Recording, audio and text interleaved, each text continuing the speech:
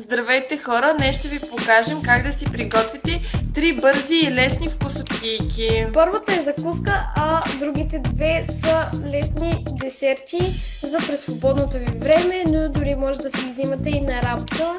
Но мисля, че стават малко бавно, но нека да започваме. Първата закуска е английска закуска. Тя се приготвя с една филия хляб, едно яйце. Първо взимаме една формичка. Правим две такива сърца, за да може да стане по-голяма дъвката. Няма да изглежда много ефектно, ама поне ще стане по-голяма, за да може яйцето да не се разплюка навсякъде. Да.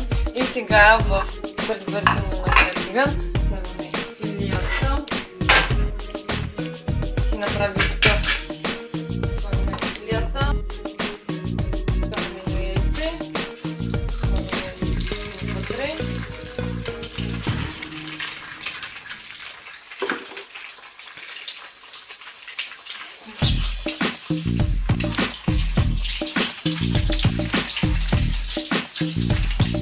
Вече е готово. Изкарваме го от тигана. Чиниката.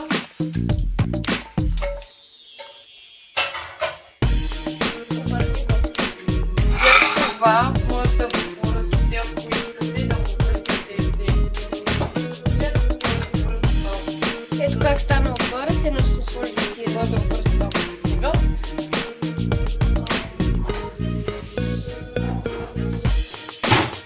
И отстрани вече му слагате. Ние сме му направили предварително, сме нарязали морковите. Слагате моркови, може да ги откусите. По вкус. Да, по ваш вкус. След това взимате томат и го нарязвате кой както иска. Може на малки купчета, може така да го нарежете. Но ние го режем на малки купчета, защото се осмира по-лесно. След това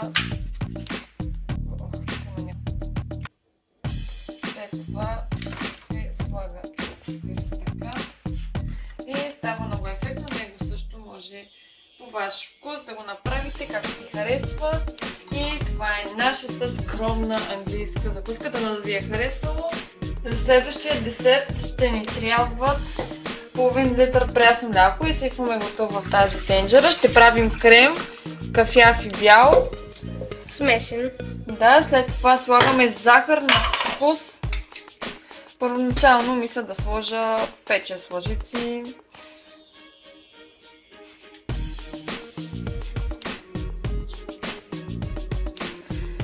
И сега толкова стига. Слагаме го на котлона и започваме да правим смеската за крема. Слагаме пудинга и сипваме го. Можете и нишасте също да ползвате, но ние ползваме пудинг, защото е по-хубаво и по-вкусно. След това слагаме вода малко, колкото да се развърка. Но малко вода се слага. И започваме да го въркаме.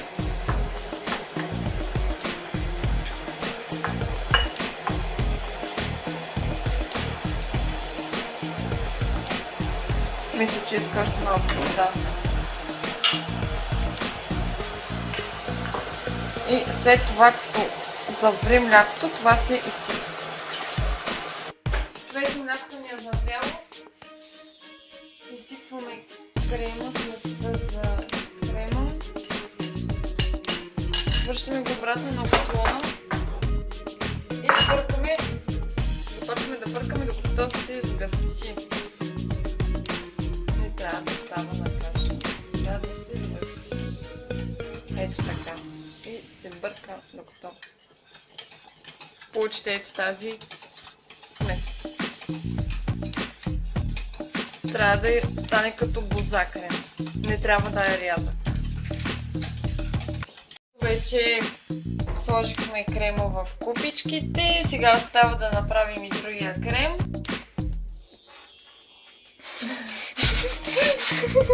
Ира, че е гладна. Замирисай. На хубаво. Слагаме 8 яйца. 3 яйца. Може да сложите. В принцип трябва да се сложи повече, но на нас не трябва чак толкова много крем. Къде ми ти другото яйце? Ето. Викам пак да ни изчезна като вчера идея.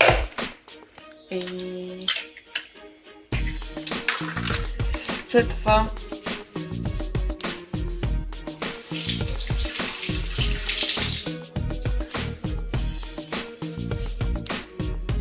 слагаме захар. Горе-долу 2 големи лъжици захар се слага. 3, даже дори и 4. Това чаша, горе-долу толкова и брашно.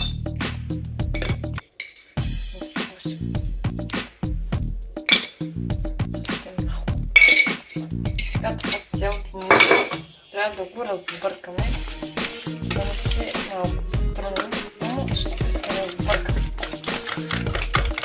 Трябва да получим хомогенна смес. И сега ето вижте, трябва да получите ето тази смес. И след това не трябва да е свърлено мрак. Трябва да е само леко запътено, се изсипва това нещо.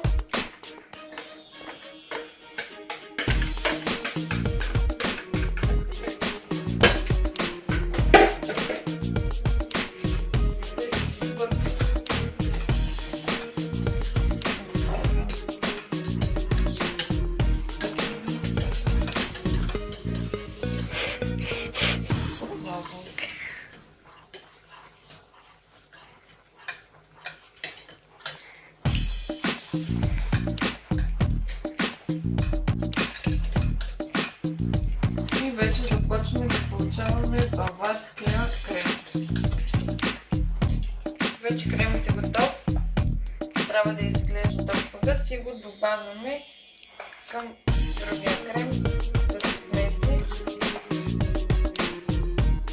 Трябва да го разпределим хубаво навсякъде. Купичката. Мисля, че толкова е добре за тази купичка. Не трябва да прилива естествено. И така продължаваме с другите купички. Дами и господа, това е нашето готово кремче. Ние го разбъркахме и затова повече се вижда кафявата част, но иначе има и от белия крем. Надявам се, който го направи да ви хареса, защото наистина е много вкусен. Малко е тежък крема, но не е толкова лек, но пак се яде. Да. И не забравяйте, ако направите този крем в социалните мрежи, ни тагнете с хаштаг в кухнята на Доди и Рали. И това беше всичко от нас. До скоро. Хайде сега да опитаме от крема, да видим дали е станал хубав. Да.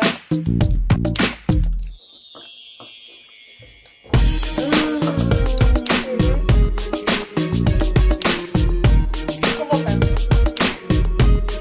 Брат, не се опитаме, виждат, не се знам много видео. Трябва да отидем по-назад и сега. Трябва да опитаме този крем определено. Да. Много е хубаво. Едно, че върху палачинка сте си намазали ден и нощ крем. И е много вкусен просто.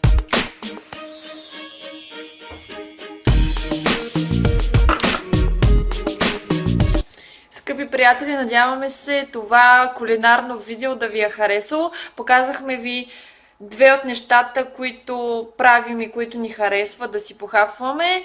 Третото нещо не успяхме да го направим, за съжаление, защото се изисква прекалено много време, но обещаваме, че някой път много скоро ще ви го покажем. Защото третият десерт иска много време и ние след малко излизаме на ангажименти. И Да, няма да имаме време да го приготвим, но ви обещаваме, че в най-скоро време ще ви го покажем. Той също е много вкусен. Но това, което ви показахме, американската закуска и крема, са много хубави. Надяваме се да ги пробвате някой път. Ще ви харесат определено. Ако ги направите и ги споделите в социалните мрежи, не забравяйте да сложите хаштага, който ще излезе някъде ето тук на вашите екрани. Хаштаг в кухнята на Доджи и Рали. До скоро, приятели! Чао!